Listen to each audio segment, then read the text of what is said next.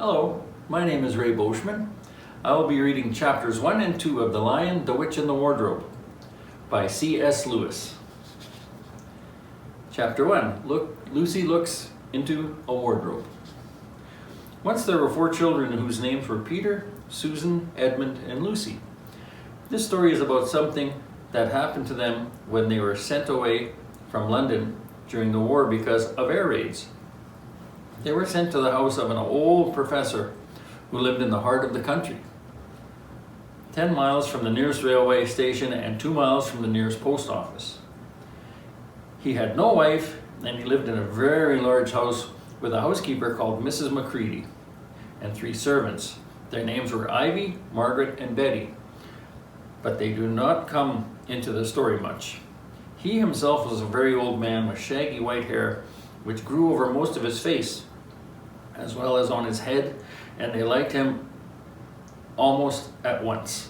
But on the first evening when he came out to meet them at the front door, he was so odd-looking that Lucy, who was the youngest, was a little afraid of him. And Edmund, who was the next youngest, wanted to laugh and had to keep on pretending he was blowing his nose to hide it. As soon as they had said goodnight to the professor and gone upstairs on the first night, the boys came into the girls' room and they were all talked together. And they all talked it over. "We've fallen on our feet, and no mistake," said Peter. "This is going to be perfectly splendid. The old chap will let us do anything we like."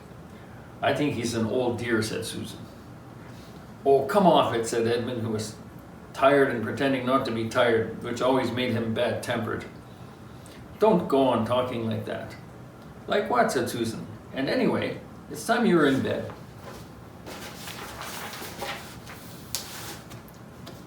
"Trying to talk like mother," said Edmund. "And who are you to say when I'm to go to bed? Go to bed yourself." "Hadn't we all better get to bed?" said Lucy. There's sure to be a row if we're heard talking." "No, there won't," said Peter. "I'll tell you, this is the sort of house where no one's going to mind what we do. Anyway, they won't hear us. And it's about 10 minutes walk from here down to that dining room, and any amount of stairs and passages in between." "What's that noise?" said Lucy suddenly. It was a far larger house than she had ever been in before, and she thought of all those long passages and rows of doors leading into empty rooms was beginning to make her feel a little creepy. "It's only a bird, silly," said Edmund. "It's an owl," said Peter. "This is going to be a wonderful place for birds. I shall go to bed now. I say, let's go and explore tomorrow. You might find anything in a place like this. Did you see those mountains we came along? And the woods? There might be eagles. There might be stags. There'll be hawks." "Badgers," said Lucy. "Snakes," said Edmund. "Foxes," said Susan. But when next morning came, there was a steady rain falling, so thick that when you looked out of the window you could see neither the mountains nor the woods, even the streams in the garden. "Of course it would be raining," said Edmund. They just had finished breakfast with the professor and were upstairs in the room he had set apart for them, a long, low room with 2 windows looking out in one direction and 2 in another. "Do stop grumbling, Ed," said Susan. 10 to 1 it'll clear up in an hour or so, and in the meantime we're pretty well off. There's a wireless and lots of books." "Not for me," said Peter. "I'm going to explore the house." Everyone agreed to this, and that was how the adventure began. It was the sort of house that you never seem to come to the end of, and it was full of unexpected places. The first few doors they tried led only into spare bedrooms, and everyone had expected that they would. But soon they came to a very long room full of pictures, and they found a suit of armor. And after that was a room all hung with green, with a harp in one corner. Then came 3 steps down and 5 steps up, then a kind of a little upstairs hall, and a door that led out onto a balcony. And then a whole series of rooms that led into each other and were lined with books. Most of them very old books, and some bigger than a Bible in a church. And shortly after, they looked into a room that was quite empty except for one big wardrobe, the sort that had looking glass in the door. There was nothing else in the room at all except a dead blue bottle on the windowsill. "Nothing there," said Peter, and they all trooped out again, all except Lucy. She stayed behind because she thought it would be worthwhile trying the door of the wardrobe, even though she felt almost sure that it would be locked. To her surprise, it opened quite easily, and 2 mothballs dropped out. Looking into the inside, she saw several coats hanging, mostly long fur. There was nothing Lucy liked so much as the smell of and feel of fur. She immediately stepped into the wardroom and got in among the coats and rubbed her face against them, leaving the door open, of course, because she knew that it was very foolish to shut oneself into any wardrobe. Soon she went further and found that there was a second row of coats hanging up behind the first one. It was almost quite dark in there, and she kept her arms stretched out in front of her so as not to bump her face into the back of the wardrobe. She took a step further in, then 2 or 3 steps, always expecting to feel woodwork against the tip of her fingers, but she could not feel it. "This must be a simply enormous wardrobe," thought Lucy, going still further in and pushing the soft folds of the coats aside to make room for her. Then she noticed that there was something crunching under her feet. "I wonder, is that more mothballs?" she thought, stooping down to feel with her hands, but instead of feeling hard, smooth wood on the floor of the wardrobe, she felt something soft and powdery and extremely cold. "This is very queer," and she said, and went on to step 1 or 2 further. Next moment, she found that what was rubbing against her face and hands was no longer soft fur, but something hard and rough and even prickly. "Why, it is just like branches of trees," exclaimed Lucy, and then she saw that there was a light ahead of her, not a few inches away where the back of the wardrobe ought to have been, but a long way off.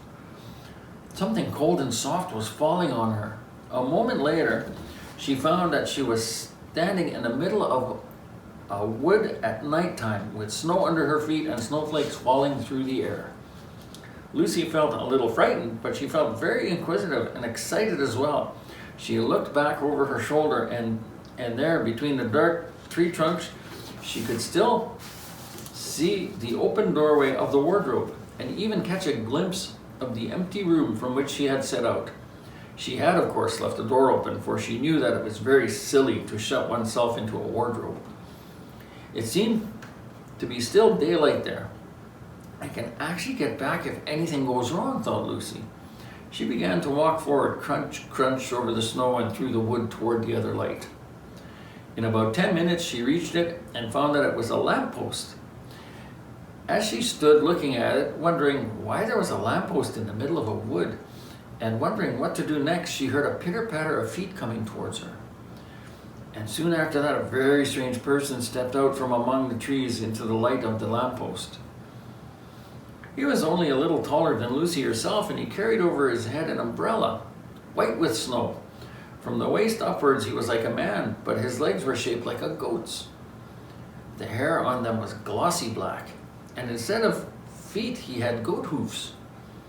He also had a tail, but Lucy did not notice this at first because it was nearly caught up over the arm that held the umbrella so as to keep it from trailing in the snow.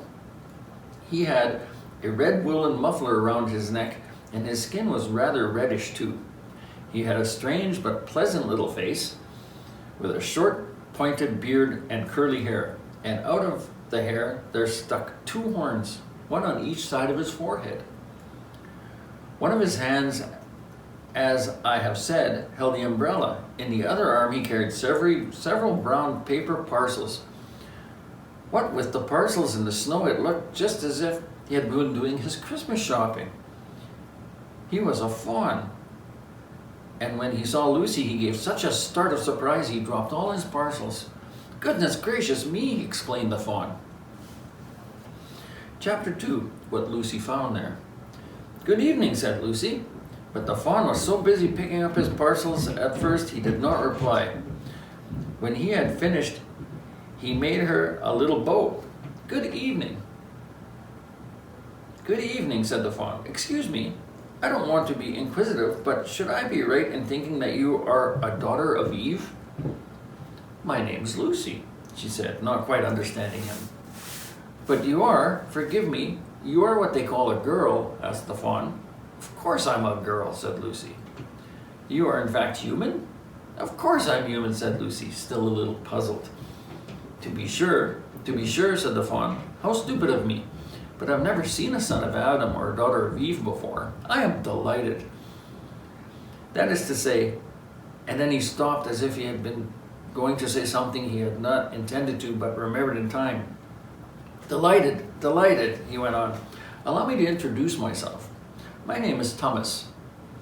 I am very pleased to meet you, Mr. Thomas, said Lucy. And may I ask, O Lucy, daughter of Eve, said Mr. Thomas, how have you come into Narnia? Narnia? What's that? Said Lucy. This is the land of Narnia, said the fawn, where we are now. All that lies between the lamppost and the great castle of Car Paravel on the eastern sea. And you have come from the wild woods of the west? I got in through the wardrobe in the spare room, said Lucy. Ah, said Mr. Thomas in a rather melancholy voice.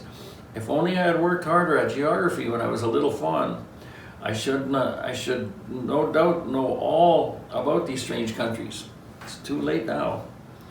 But they aren't countries at all, said Lucy, almost laughing. It's only just back there, at least. I'm not sure. Is it summer there? Meanwhile, Mr. Thomas, it is winter in Narnia, and it has been forever. So long, and we shall both catch cold if we stand here talking in the snow.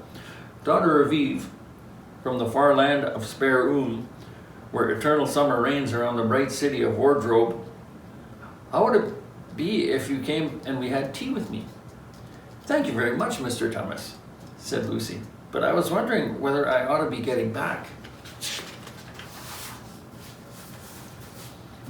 It's only just round the corner, said the fawn, and there'll be a roaring fire and toast and sardines and cake. Well, it's very kind of you, said Lucy, but I shan't be able to stay long. If you will take my arm, daughter of Eve, said Mr. Thomas, I shall be able to hold the umbrella over both of us. That way. That's the way. Now, off we go. And so Lucy found herself walking through the wood arm in arm with a strange creature, as if they had known one another all of their lives.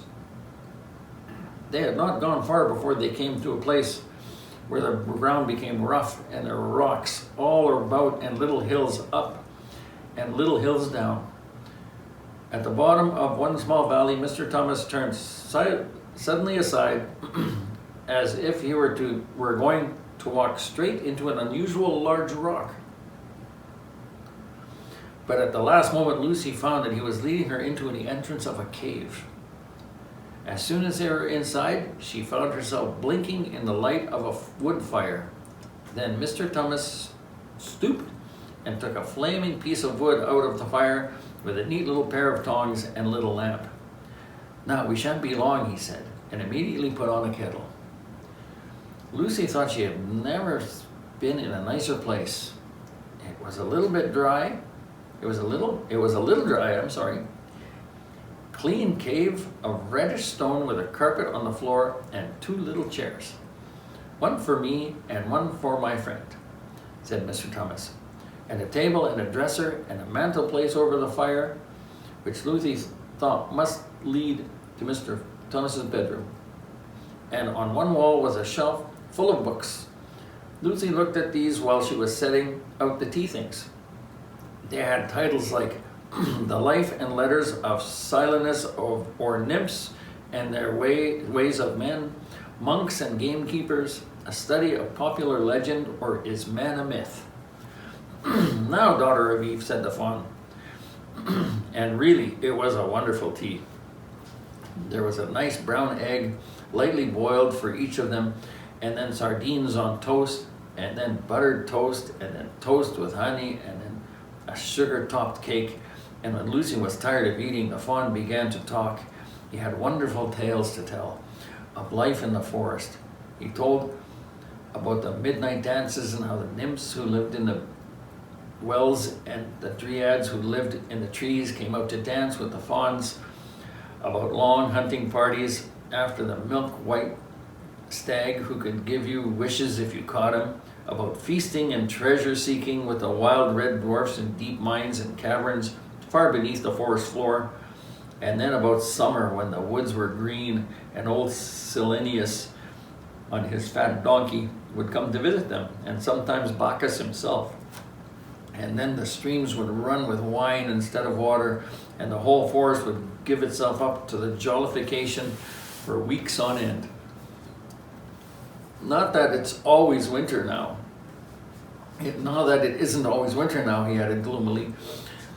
Then to cheer himself up, he took out from its case on the dresser a strange little flute that looked as if it were made of straw, and began to play. And the tune he played made Lucy want to cry and laugh and dance and go to sleep all at the same time. It must have been hours later when she shook herself and said, "Oh, Mr. Thomas, I'm so sorry to stop you, and I do love that tune, but really, I must go home. I only meant to stay for a few minutes." "It's not good now, you know," said the fawn, laying down his flute and shaking his head at her very sorrowfully. "No good?" said Lucy, jumping up and feeling rather frightened. "What do you mean? I've got to go home at once. The others will be wondering what has happened to me." But a moment later she asked, "Mr. Thomas, whatever is the matter?" For the fawn's brown eyes had filled with tears, and then the tears began trickling down his cheeks, and soon they were running off the end of his nose, and at last his face, his hands covered, and he began to howl. Mr. Thomas, said Lucy in great distress. Don't, what is the matter? Aren't you well? Dear Mr. Thomas, do tell me what's wrong." But the fawn continued sobbing as if his heart would break. And even when Lucy went over and put her arms around him and lent him her handkerchief, he did not stop. He merely took the handkerchief and kept on using it, wringing it out with both hands whenever it got too wet to be of any more use, so that presently Lucy was standing in a damp patch. "Mr. Thomas," bawled Lucy in his ear, shaking him, "do stop. Stop it at once. You ought to be ashamed of yourself, a great big fawn like you. What on earth are you crying about?" Oh, sobbed Mr. Thomas. "I'm crying because I'm such a bad fawn." "I don't think you're a bad fawn at all," said Lucy. "I think you're a very good fawn. You are the nicest fawn I've ever met." "Oh, you wouldn't understand that if you knew, replied Mr. Thomas between his sobs. "No, I'm a bad fawn. I don't suppose there ever was a worse fawn since the beginning of the world." "What have you done?" asked Lucy.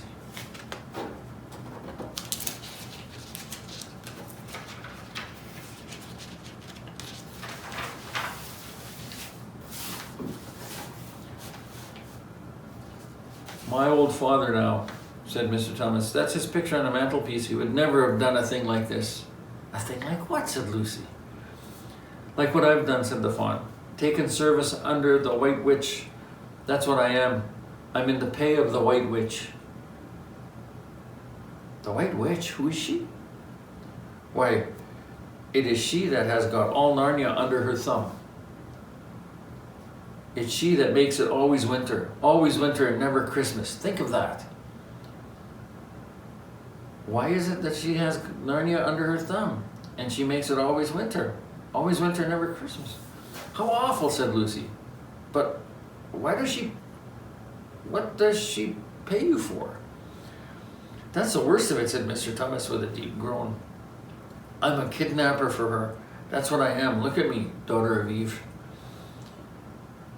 Would you believe that I'm the sort of fawn to meet a poor innocent child in the woods, one that has never done me any harm, and pretend to be friendly with it, and invite it home to my cave, all for the sake of lulling it asleep, and then handing it over to the White Witch?" "No," said Lucy. "I'm sure you wouldn't do anything of the sort." "But I have," said the fawn. "Well," said Lucy rather slowly, for she wanted to be truthful and yet not to be too hard on him. "Well, that was pretty bad. But you're so sorry for it that I'm sure you will never do it again." "Daughter of Eve, don't you understand?" said the fawn. "It isn't something I have done. I'm doing it now, this very moment." "What do you mean?" cried Lucy, turning very white. "You are a child," said Mr. Thomas. "I had orders from the White Witch that if I saw son of Adam or daughter of Eve in the woods, I was to catch them and hand them over to her. And you are the first I ever met. and I pretended to be your friend and asked you to tea, and all the time I've been meaning to wait till you're asleep and then go tell her." "Oh, but you won't, Mr. Thomas," said Lucy. "You won't, will you? Indeed, indeed. You really mustn't." "And if I don't," said he, beginning to cry again, "she's sure to find out, and she'll have my tail cut off and my horn sawed off and my beard plucked out, and she'll wave my wand over my beautiful cloven hooves and turn them into horrid solid hoofs like a wretched horse's. And if she is extra and specially angry, she'll turn me into stone, and I shall be only a statue of a faun in her horrible house until the 4 thrones at Car Paravel are filled. And goodness knows that when that will happen, or whether it will ever happen at all." "I'm very sorry, Mr. Thomas," said Lucy, "but please let me go home." "Of course I will," said the faun. "Of course, I've got to. I see that now. I haven't known what humans were like before I met you. Of course I can't give you up to the witch, not now that I know you, but we must be off at once. I'll see you back at the lamppost. I suppose you can find a way back to spare room and wardrobe?" "I'm sure I can," said Lucy. "We must go as quietly as possible. The whole wood is full of her spies. Even some of the trees are on her side." They both got up and left the tea things on the table, and Mr. Thomas once more put up his umbrella and gave Lucy his arm, and they went out into the snow. The journey back was not all like the journey to the faun's cave. They stole along as quickly as they could without speaking a word, and Mr. Thomas kept to the darkest places. Lucy was relieved when they reached the lamppost again. "Do you know your way from here, daughter of Eve?" said Thomas. Lucy looked very hard between the trees, could just see the distant patch of light that looked like daylight. Yes, she said, "I can see the wardrobe door." "Then be off home as quick as you can," said the faun. "And can you ever forgive me for what I meant to do?" "Why, of course," she said.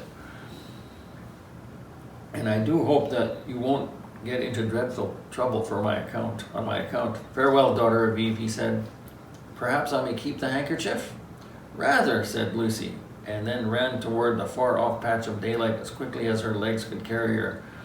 And presently, instead of rough branches brushing past her,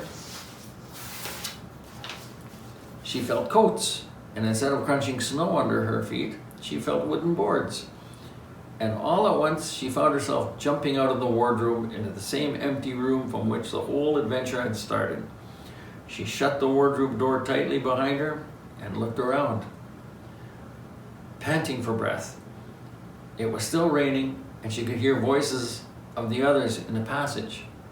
"I'm here," she shouted. "I'm here. I've come back. I'm all right." Thank you.